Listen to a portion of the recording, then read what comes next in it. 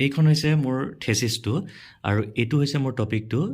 চেৰ'পজিটিভ hepatitis B and C among intravenous drug users attending department of addiction medicine in a tertiary care psychiatric institute. আৰু এইফালে Guwahati university আণ্ডাৰত কৰিছিলোঁ কাৰণ তাৰ চিম্বলটো দি দিছোঁ আৰু এইটো মোৰ নামটো ডিপাৰ্টমেণ্ট আৰু ইনষ্টিটিউটৰ নামটো। নমস্কাৰ, মই শান্তনু দাস পুনৰ এটা নতুন ভিডিঅ' নতুন বিষয় লৈ পেলাই আপোনালোকৰ মাজত উপস্থিত হৈছোঁহি। আৰু আজিৰ এই ভিডিঅ'টো সেইসকল ব্যক্তিৰ কাৰণে বেছিকৈ উপযোগী হ'ব যিসকল ব্যক্তিয়ে PhD কৰিম বুলি ভাবি থৈছে বা কিবা বিষয়ৰ ওপৰত ৰিচাৰ্চ কৰিম বুলি ভাবি থৈছে, তেওঁলোকৰ কাৰণে এই ভিডিঅ'টো বেছিকৈ উপযোগী হ'ব। গতিকে ভিডিঅ'টো আৰম্ভ কৰাৰ আগতে আপোনালোকক এটা সৰু অনুৰোধ জনাম যে যদি মোৰ চেনেলটো ছাবস্ক্ৰাইব কৰা নাই তেনেহ'লে ছাবস্ক্ৰাইব কৰি দিব। আৰু যদি ভিডিঅ'টো চাই শেষত যদি আপোনালোকে ভাবে যে ভিডিঅ'টো ভাল লাগিল বা কিবা নতুন কথা শিকিব পাৰিছোঁ তেনেহ'লে লাইক কৰি দিব। আৰু যদি মোৰ এই ভিডিঅ'টোৰ জৰিয়তে আপোনাৰ লগৰ বা আন কাৰোবাক যদি এই মেছেজটো বা এই কথাখিনি জনাব বিচাৰে তেনেহ'লে মোৰ ভিডিঅ'টো শ্বেয়াৰ কৰি দিব। তেনেহ'লে আহক ভিডিঅ'টো আৰম্ভ কৰোঁ। এতিয়া কথা হ'ল, মই PhD কৰা নাই বৰ্তমানলৈকে, কিন্তু PhD কৰাৰ এটা ইচ্ছা আছে, ভৱিষ্যতলৈ হয়তো পাৰিলে কৰিম। কিন্তু মই এটা সৰু ৰিচাৰ্চ কৰিছিলোঁ আৰু ৰিচাৰ্চটো মাত্ৰ 4 মাহৰ আছিলে আৰু ৰিচাৰ্চটো বৰ্তমান কমপ্লিট হৈছে। কিন্তু ৰিচাৰ্চ ডাঙৰেই হওক বা সৰুৱেই হওক, তাৰ যিখিনি প্ৰচেছ ৰিচাৰ্চটো কৰিবৰ কাৰণে যিটো এপ্ৰুভেল লাগে বা যিটো পাৰ্মিশ্যন লাগে বা যিটো প্ৰচেছ, সেই প্ৰচেছটো সৰু ৰিচাৰ্চ হ'লেও বা ডাঙৰ ৰিচাৰ্চ হ'লেও একেই হয়। গতিকে মই 4 মাহৰ ৰিচাৰ্চটো কৰিছোঁ। ভৱিষ্যতলৈ যদি মই PhD কৰোঁ বা ডাঙৰ ৰিচাৰ্চ বা বেছি দিনৰ এটা ৰিচাৰ্চ কৰিবলৈ যাওঁ তেনেহ'লে প্ৰচেছখিনি একেখিনিয়ে হ'ব। গতিকে এই 4 মাহৰ ৰিচাৰ্চটো মোৰ কাৰণে নতুন অভিজ্ঞতা আছিল আৰু ইয়াৰ জৰিয়তে মই ভৱিষ্যতলৈ যদি PhD কৰোঁ বা ৰিচাৰ্চ কৰোঁ, বেলেগ ৰিচাৰ্চ কৰোঁ, ডাঙৰ ৰিচাৰ্চ কৰোঁ, তেনেহ'লে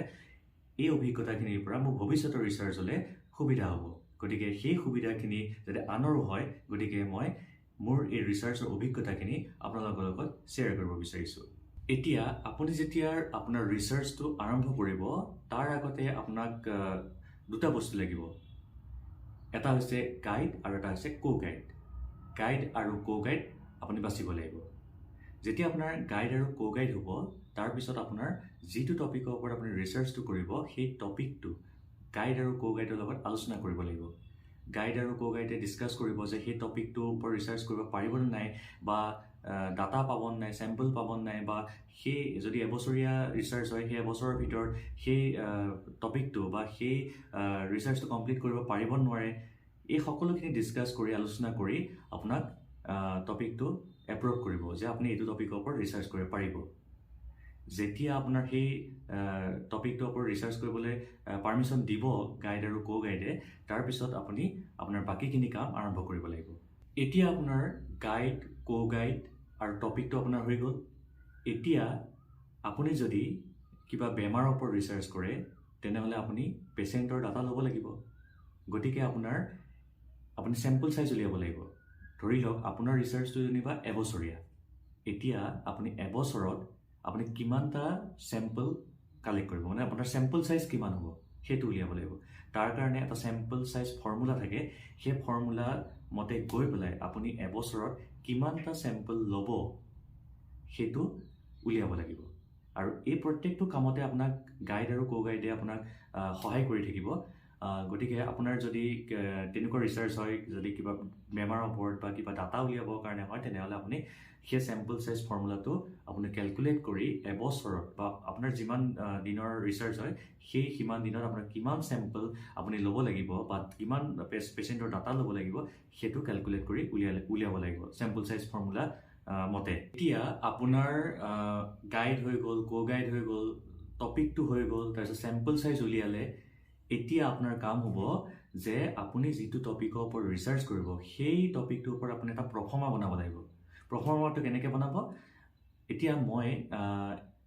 যিসকল ড্ৰাগছ লোৱা পেচেণ্ট আছিলে সেই পেচেণ্টসকলৰ হেপাটাইটিছ বি আৰু চি উলিয়াইছিলোঁ। তেওঁলোকৰ কিমান পজিটিভ ওলাই হেপাটাইটিছ বি আৰু চি সেইটো ৰেট উলিয়াইছিলোঁ 4 মাহত 96 চেম্পলত। গতিকে মই তাৰ ওপৰত কি কৰিছিলোঁ, হেপাটাইটিছ বি আৰু চিৰ ওপৰত মই এটা প্ৰফৰ্মা বনাইছিলোঁ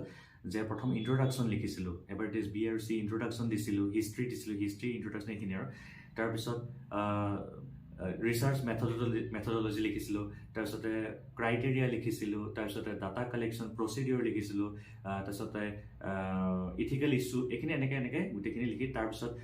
সেইখিনি কৰিলোঁ, প্ৰথমটো বনালোঁ। তাৰপিছত মই কি কৰিলোঁ, পেচেণ্ট ইনফৰমেশ্যন শ্বীট বুলি এখন পেচেণ্ট ইনফৰমেশ্যন শ্বীট থাকিব, যে তাত আপোনাৰ পেচেণ্টৰ নাম থাকিব, age, sex, patient past history, present history, তাৰপিছত অকুপেশ্যন, এডুকেশ্যনেল কোৱালিফিকেশ্যন, বা মই ড্ৰাগছ লোৱা পেচেণ্টটো লৈছিলোঁ, গতিকে কি ড্ৰাগছ লয়, কিমান বছৰ হ'ল ড্ৰাগছ লোৱা, বা ড্ৰাগছৰ চিৰিঞ্জ ব্যৱহাৰ কৰে নেকি, এনেকৈ এখন পেচেণ্ট ইনফৰমেশ্যন শ্বীট বনাব লাগিব। আৰু মোৰ এইখন আছিলে পেচেণ্ট ইনফৰমেশ্যন শ্বীট। আৰু এইখন আছে পেচেণ্ট ইনফৰমেশ্যন শ্বীট। লিখা আছে performer for socio' demographic and clinical profile. ইয়াত পেচেণ্টৰ name, age, sex, marital status, phone number, hospital ID, geographical location বা এড্ৰেছ, তেওঁৰ date of OPD visit, chief complaint, history, significant past history, present illness, এইখিনি significant family history. আৰু back চাইডেও এখন আছে। এইফালে ইয়াৰ ছিগনিফিকেণ্ট ড্ৰাগ হিষ্ট্ৰী, কি ড্ৰাগ লয়, কিমান বছৰ হ'ল, নিডেল শ্বেয়াৰিং কৰে নকৰে, এডুকেশ্যন কোৱালিফিকেশ্যন, অকুপেশ্যন, আৰু ছেক্সুৱেল প্ৰমিস্কুইটি। এইখিনি এনেকৈ মই পেচেণ্ট ইনফৰমেশ্যন শ্বীটখন বনাইছিলোঁ। এতিয়া আপোনাৰ যিটো আপুনি প্ৰফৰ্মা বনালে, প্ৰফৰ্মাটো হৈ গ'ল, তাৰপিছত পেচেণ্ট ইনফৰমেশ্যন শ্বীটখন হৈ গ'ল। এতিয়া কিছুমান টপিক আছে, যেনে মই হেপাটাইটিছ বি আৰু চি লৈছিলোঁ। এনেকুৱা কিছুমান বেমাৰৰ ওপৰত যদি আপোনালোকে ৰিচাৰ্চ কৰে, তেনেহ'লে আপোনালোকক কনচেণ্ট ফৰ্ম লাগিব, মানে অনুমতি পত্ৰ লাগিব। সেই অনুমতি পত্ৰখনত আপোনালোকে যিজন পেচেণ্টৰ ডাটা ল'ব, সেই পেচেণ্টজনক বুজাই পেলাই তেওঁৰ পৰা অনুমতি ল'ব লাগিব। তেওঁ যদি অনুমতি দিয়ে, চাইন কৰে, তেনেহ'লে আপুনি সেই পেচেণ্টজনৰ ডাটা ল'ব পাৰিব। আপোনাৰ ৰিচাৰ্চটোত তেওঁৰ চেম্পল বা তেওঁৰ ডাটা ল'ব পাৰিব। আৰু যদি তেওঁ চাইন নকৰে বা অনুমতি নিদিয়ে সেই কনচেণ্ট ফৰ্মখনত, তেনেহ'লে সেই পেচেণ্টজনক আপুনি ৰিচাৰ্চটোত ইনক্লুড কৰিব নোৱাৰিব। এতিয়া ইমানখিনি বস্তু হৈ গ'ল, আপোনাৰ patient information sheet, proforma, consent form, এইখিনি হৈ গ'ল। কনচেণ্ট ফৰ্ম কিছুমানত লাগিব পাৰে, কিছুমানত নালাগিব পাৰে, এইটো টপিকৰ ওপৰত ডিপেণ্ড কৰে। সেইটো কনচেণ্ট ফৰ্মখন য'ত লাগে তাত বনাব লাগিব। এইটো মই ক'লোঁ, মোক লাগিছিলে, গতিকে মই বনাইছোঁ। তাৰপিছত এতিয়া ৰিচাৰ্চ এটা কৰাৰ আগত দুখন কমিটি বহে। এখন হৈছে SAC কমিটি, মানে চাইণ্টিফিক এডভাইজৰী কমিটি, আৰু এখন হৈছে IEC কমিটি, মানে ইনষ্টিটিউচনেল এথিকেল কমিটি। প্ৰথমতে SAC কমিটিখন বহিব, তাত ন'টিচ দিব যে সেই SAC কমিটিখনত কি কি ডকুমেণ্টছ ছাবমিট কৰিব লাগিব। মোক কৈছিলে যে মোক পেচেণ্ট যিখন আমাৰ পাৰফৰ্মা আছিলে, সেই পাৰফৰ্মাখন মোক ছাবমিট কৰিব দিছিলে এবষ্ট্ৰেক্টৰ সৈতে। এবষ্ট্ৰেক্ট বনাব লাগিব, কভাৰ লেটাৰ লাগিব, তাৰপিছত পেচেণ্ট ইনফৰমেশ্যন শ্বীটটো লাগিব, আৰু কনচেণ্ট ফৰ্মখন লাগিব, আৰু যিটো পাৰফৰ্মা, সেই পাৰফৰ্মাটো লাগিব। এই গোটেইখিনি মই হাৰ্ড কপি আৰু ছফ্ট কপি ছাবমিট কৰিছিলোঁ, আৰু মেইলো কৰিছিলোঁ SAC কমিটিক। তাৰপিছত SAC কমিটিক সেইখিনি মই ছাবমিট কৰাৰ পাছত আমাৰ SAC আমাৰ মিটিং হৈছিলে, ডেট দিছিলে যে ইমান তাৰিখে SAC মিটিং হ'ব। আৰু সেই মিটিং মতে, সেই সময়মতে মই SAC মিটিঙত উপস্থিত হৈছিলোঁ। আৰু সেই যিখন কমিটি বহিছিল, তাত ডাইৰেক্টৰ ছাৰ থাকে আৰু বিভিন্ন এনেকৈ মেম্বাৰ থাকিব। আৰু তাতে মতাৰ পাছত সোধে যে ৰিচাৰ্চটোৰ বিষয়ে সুধিব, কেনেকৈ কৰিম, কি কথা, বিভিন্ন ধৰণৰ কুৱেশ্যন সুধিব। আৰু সেইখিনি সোধাৰ পাছত আপোনাক 2-3 দিনৰ পাছত আপোনাৰ ৰিজাল্ট দিব, বেছিও লাগিব পাৰে, ৰিজাল্ট দিব যে SAC কমিটিয়ে আপোনাৰ টপিকটো আপোনাৰ ৰিচাৰ্চ কৰাত এপ্ৰুভ কৰিব নে নকৰে। আৰু যদি কৰে, তেনেহ'লে আপোনাক এখন চাৰ্টিফিকেট দিব। মোক এইখন চাৰ্টিফিকেট আছিলে, SAC চাৰ্টিফিকেট আছিলে। এইখন চাৰ্টিফিকেট দিয়াৰ পাছত মোৰ SAC কমিটিখনে মোক মানে ৰিচাৰ্চটোৰ কাৰণে এপ্ৰুভ কৰিছে মোৰ টপিকটো। তাৰপিছত IEC কমিটি বহে। মোৰ চাইণ্টিফিক এডভাইজৰী কমিটিৰ চাৰ্টিফিকেট হয়, যিখন মোক এপ্ৰুভ দিছিলে। এইটো এপ্ৰুভ লিখা আছে, আৰু ইয়াৰ মোৰ নাম, গাইডৰ নাম গাইড, আৰু এইটো মোৰ টপিকটো। আৰু মোৰ জুনৰ 7 তাৰিখে হৈছিলে 2023 চনৰ এই মিটিংখন মানে। আৰু ইয়াত দিছে নোটকেইটা, আৰু ইয়াত চাইন কৰা আছে। ইয়াত ডাইৰেক্টৰে চাইন কৰিছে, আৰু মেম্বাৰ্ছ ছেক্ৰেটৰী যিসকল SAC মেম্বাৰ ছেক্ৰেটৰী আছে, তেওঁলোকে চাইন কৰিছে। এইখন SAC চাৰ্টিফিকেট হয়। এতিয়া SAC কমিটিয়ে মোৰ টপিকটো এপ্ৰুভ কৰিলে। এতিয়া SACৰ পিছত কি হ'ব, IEC কমিটি বহিব। প্ৰচেছ একেই। IEC কমিটিয়ে মোৰ যিহেতু SACত যাৰ SACত এপ্ৰুভ হয়, সেইসকলক IECয়ে ন'টিচ দিব যে IEC কমিটি বহিব, তাত এইখিনি ডকুমেণ্টছ দিব লাগিব। IECৰ কাৰণে অফিচিয়েল ৱেবছাইটত এখন ফৰ্ম থাকে, IEC ফৰ্ম থাকে। বহুত দীঘল ফৰ্ম হয়, 16-17 পেজমানৰ হয়, তাতকৈ বেছি থাকে কিছুমানৰ। সেই ফৰ্মখন ফিল আপ কৰিব লাগিব। তাৰ লগত পেচেণ্ট ইনফৰমেশ্যন শ্বীট দিব লাগিব, কনচেণ্ট ফৰ্ম দিব লাগিব, আগতে যিখিনি SACত দিছিলোঁ সেইখিনি ইয়াতো দিব লাগিব, কভাৰ লেটাৰ দিব লাগিব সেইখিনি, আৰু লগতে IEC ফৰ্মখন এই গোটেইখিনি মিলে এবষ্ট্ৰেক্টটো বা প্ৰফৰ্মা এই গোটেইখিনি আমি যিখিনি SSC দিছিলোঁ সেই গোটেইখিনি লগতে IEC ফৰ্মখন ফিল আপ কৰি এই গোটেইখিনি আমি কি কৰিব লাগিব হাৰ্ড কপি দিব লাগিব ছফ্ট কপি দিব লাগিব আৰু মেইল কৰিব লাগিব এইখিনি কৰিব লাগিব সেইখিনি ছাবমিট কৰাৰ পাছত আমাৰ আকৌ নটিচ ওলাব যে ইমান তাৰিখে IEC কমিটি বহিব আৰু সেই দিন মতে সেই সময় মতে আমি উপস্থিত হ'ব লাগিব আৰু আমাক মাতিব তাতো আমাক সুধিব কিবা কিবি যে টপিকটো তাত ডাইৰেক্টৰ ছাৰ নাথাকে তাত বাকী সকল মেম্বাৰ থাকিব তাতো সুধিব যে টপিকটো কি কিয় কৰিছা কি কৰিবা ইয়াৰ পিছত কি কৰিবা বিভিন্ন ধৰণৰ প্ৰশ্ন সুধিব আৰু সেইখিনি সোধাৰ পাছত তেনেকৈ SSC নিচিনাকৈ IEC-টো ৰিজাল্ট দিব আৰু ৰিজাল্ট দিয়াৰ পাছত আপোনাক টপিকটো এপ্ৰুভ কৰিব আৰু আপোনাক অনুমতি দিব যে আপুনি ৰিচাৰ্চটো কৰিব পাৰিব ফাইনেল পাৰ্মিশ্যন মানে SSC পিছত IEC-য়ে ফাইনেল পাৰ্মিশ্যন দিব যে আপুনি ৰিচাৰ্চটো কৰিব পাৰিব আৰু আজিৰ পৰা আপুনি ডাটা কালেকশ্যন কৰিব পাৰিব মানে SSC পিছত ডাটা কালেকশ্যন কৰিব নোৱাৰে IEC যেতিয়া হ'ব IEC যেতিয়া এপ্ৰুভ হ'ব তাৰ পিছত আপুনি ডাটা কালেক্ট কৰিব পাৰিব পেচেণ্টৰ ডাটা কালেক্ট কৰা ষ্টাৰ্ট কৰিব পাৰিব তাৰ আগত নোৱাৰে কিন্তু IEC-ৰ পাৰ্মিশ্যন পোৱাৰ পাছতহে আপুনি পেচেণ্টৰ ডাটা কালেক্ট কৰিব পাৰিব আৰু SSC যেনেকৈ চাৰ্টিফিকেট দিছিলে IEC-টো তেনেকৈ এনেকুৱা এখন চাৰ্টিফিকেট দিব 2 পেজৰ হয় 2 পেজৰ এখন চাৰ্টিফিকেট দিব এখন 2 পেজৰ হয় এখন IEC দিব আগতে SSC দিব তাৰপিছত IEC-ৰ পৰা পাম পোৱাৰ পাছত মোৰ কাম হ'ব ডাটা কালেকশ্যন কৰাৰ আৰু এইখন হৈছে IEC চাৰ্টিফিকেট SSC পোৱাৰ পাছত IEC যি মিটিং হৈছিলে এইখন IEC-ৰ মিটিঙৰ যিখন মই এপ্ৰুভ কৰাৰ পাছত চাইন দিছিল চাৰ্টিফিকেট দিছিলে এইখন IEC এপ্ৰুভেল নটিচ লিখা আছে আৰু এইফালে চাইন মৰা আছে ইয়াত আৰু বেক চাইডে এয়া মোৰ টপিকটো আৰু এয়া মোৰ নামটো আৰু গাইডৰ নাম তাৰপিছত এইটো ডেটটো আৰু এইখিনি ইয়াত মেম্বাৰ ছেক্ৰেটাৰী চাইন কৰিছে আৰু চেয়াৰপাৰ্চনে চাইন কৰিছে এইখন হৈছে IEC চাৰ্টিফিকেট লিখা আছে এইটো ইনষ্টিটিউচনেল এথিক্স কমিটি IEC এতিয়া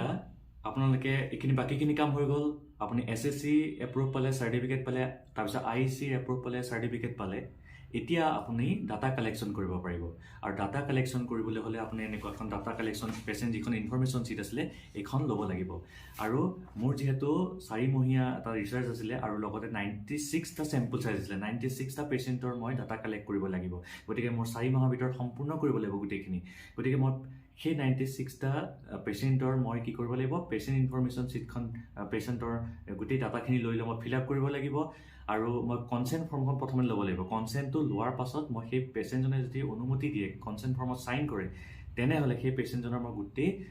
ডাটাখিনি ইনফৰমেশ্যনখিনি মই লৈ পেলাই এই ফৰ্মখন ফিল আপ কৰিব লাগিব তেনেকৈ মই যদি মোৰ এসপ্তাহত 96টা কমপ্লিট হৈ যায় তেনেহ'লে মোৰ কাৰণে বহুত ভাল যদি পেচেণ্ট কমকৈ আহে তেনেহ'লে এসপ্তাহতকৈ বেছি দিন লাগি যাব পাৰে 96 হ'বৰ কাৰণে আৰু এই 96টা পেচেণ্টৰ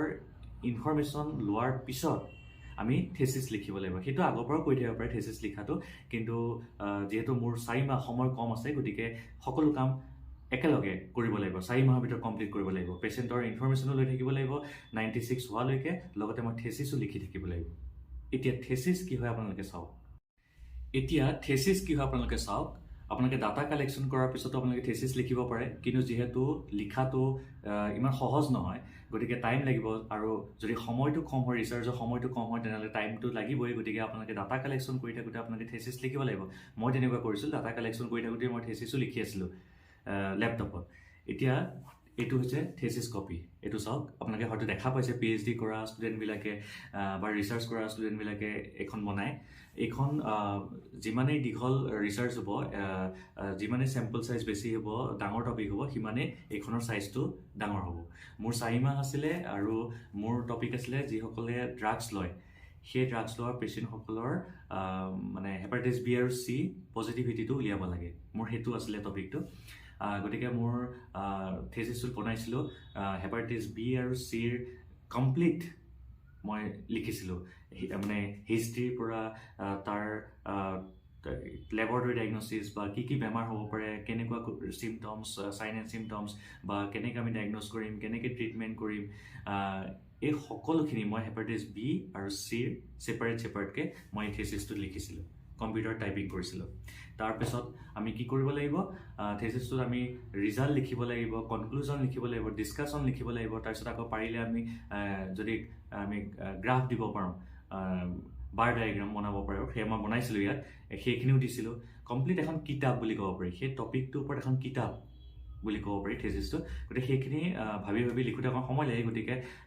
সেইখিনি লিখিছোঁ গোটেই লিখি পেলাই আৰু তলত ৰেফাৰেঞ্চ দিব লাগিব ৰেফাৰেঞ্চটো মেইন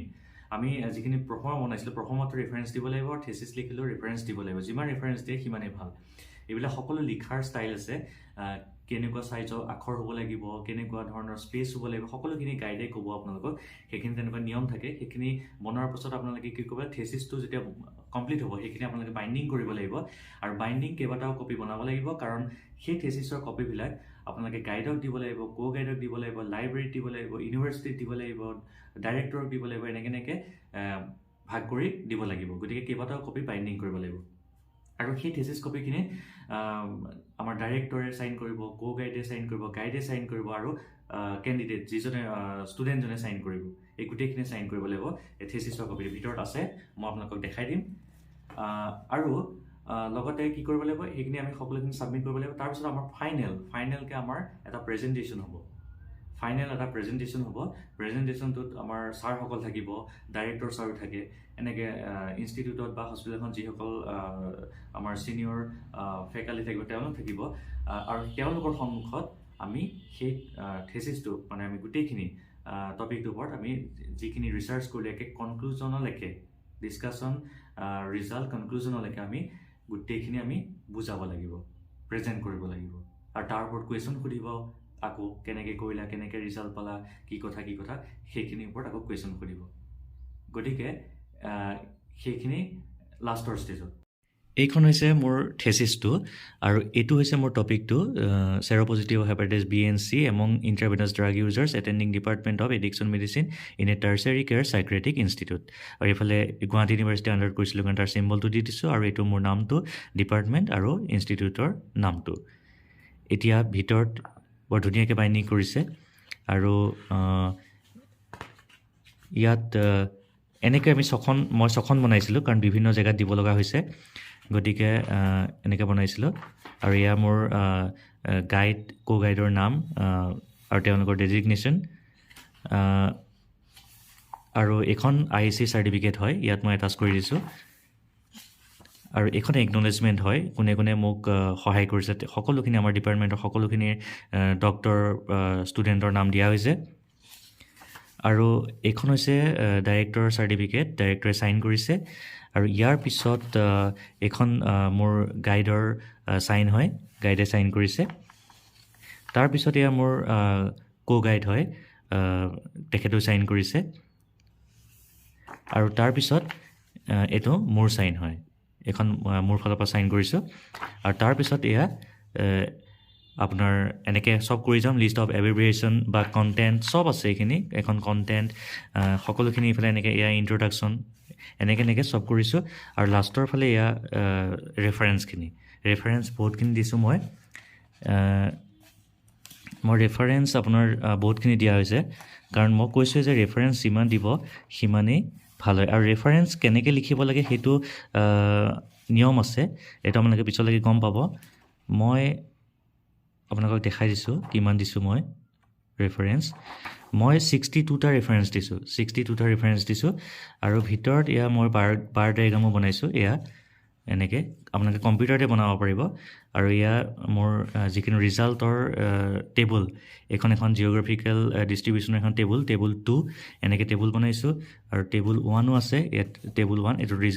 ৰিজাল্টত পৰে এইখিনি টেবুল 1 এইটো এজ ৱাইজ ডিষ্ট্ৰিবিউশ্যন হয় আৰু তাৰ আগত এইখিনি বনাইছোঁ তাৰপিছত ৰিজাল্টৰ পিছত আপোনাৰ ডিছকাশ্যন আৰু কনক্লুজন হ'ব মোৰ পেজখিনি অকণ লুটিওৱাত দিগদাৰ হৈছে গতিকে তথাপি আপোনালোকক এনেকৈ দেখাইছোঁ এইটো কনক্লুজন হয় এইটো কনক্লুজন পাৰ্ট একে শেষত আৰু তাৰ আগত এইটো ডিছকাশ্যন আৰু ডিছকাশ্যনৰ আগত এইফালে ৰিজাল্টটো আছিলে এনেকৈ এটা থেচিছ বনোৱা হয় আৰু এইটো মোৰ নতুন অভিজ্ঞতা যিটো ৰিচাৰ্চ কৰিলে সেই ৰিচাৰ্চটো আপোনালোকে পাব্লিছ কৰিব পাৰে সেইখিনি আপোনালোকক গাইডে দেখাই দিব আৰু পাব্লিছ নকৰিবও পাৰে কৰিব পাৰে সেইটো আপোনালোকৰ নিজৰ ইচ্ছাৰ কথা মই এতিয়ালৈকে পাব্লিছ কৰা নাই আৰু মোৰ ৰিচেণ্টলি কমপ্লিট হৈছে ৰিচাৰ্চটো এতিয়া কথাটো হ'ল যে মই আপোনালোকক এটা চমু আভাস দিলোঁ যে এটা ৰিচাৰ্চ কেনেকৈ কৰিব পাৰি আৰু মোৰ এই গোটেই ৰিচাৰ্চটো নতুন অভিজ্ঞতা হয় মই নতুনকৈ শিকিছোঁ মই আগতে একো নাজানিছিলোঁ মোক গাইডেই সকলো শিকাই দিছিলে গতিকে মোৰো নতুন অভিজ্ঞতা আৰু মোৰো মন গ'ল যে মোৰ এই অভিজ্ঞতাখিনি মই মোৰ ভিডিঅ'ৰ জৰিয়তে মই বেলেগক যাতে অলপ হ'লেও বুজাব পাৰোঁ বেলেগৰ যাতে অলপ হ'লেও মোৰ পৰা উপকাৰ হয় সুবিধা হয় জনাত যিসকলে PhD কৰিব বিচাৰিছে বা ৰিচাৰ্চত ইচ্ছা আছে আৰু ময়ো PhD কৰিবলৈ ইচ্ছা আছে মোৰো এইখিনি অভিজ্ঞতাৰ পৰা ভৱিষ্যতলৈ সহায়ক হ'ব বুলি মই ভাবোঁ যিহেতু ছিষ্টেমবিলাক একেই হয় প্ৰচেছবিলাক একেই হয় যে কেনেকৈ পেচেণ্ট ইনফৰমেশ্যন শ্বীট বনায় কেনেকৈ থেচিছ বনায় কেনেকৈ SSC কমিটি বহে কেনেকৈ IEC কমিটি বহে কেনেকৈ পেচেণ্টৰ ইনফৰমেশ্যন লয় বা কেনেকৈ কনচেণ্ট ফৰ্ম লয় সেইখিনি আপোনালোকক মোৰ নতুন অভিজ্ঞতা আৰু আপোনালোককো মই অলপ হ'লেও চমু আভাস দিলোঁ মোৰ এই গোটেই ৰিচাৰ্চটোত মোক গাইডে সহায় কৰিছে লগতে মই ধন্যবাদ জনাম মোক এই গোটেই ৰিচাৰ্চটোত সম্পূৰ্ণৰূপে মোক সহায় কৰিছিলে মোৰ এজন sir doctor Jitumoni Kalita sir তেওঁ মাইক্ৰ'বায়'লজিৰ এছিষ্টেণ্ট প্ৰফেচৰ হয় তেখেতে মোক সকলো ক্ষেত্ৰতে মই ভবাতকৈও বেছিকৈ তেওঁ সহায় কৰিছিলে আৰু তেওঁ এই সহায়খিনি মই কেতিয়াও পাহৰিব নোৱাৰোঁ আৰু শেষত আপোনালোকে যদি ভিডিঅ'টো চাই কিবা ভাল পাইছে তেনেহ'লে মই অনুৰোধ জনাম যে লাইক এটা কৰিব আৰু যদি শ্বেয়াৰ কৰি বেলেগক জনাব বিচাৰে তেনেহ'লে শ্বেয়াৰ কৰিব আৰু যদি চেনেলটো ছাবস্ক্ৰাইব কৰা নাই তেনেহ'লে ছাবস্ক্ৰাইব কৰিব তেনেহ'লে আজি মোৰ এই ভিডিঅ'টো ইমানতে সামৰণি মাৰিছোঁ ধন্যবাদ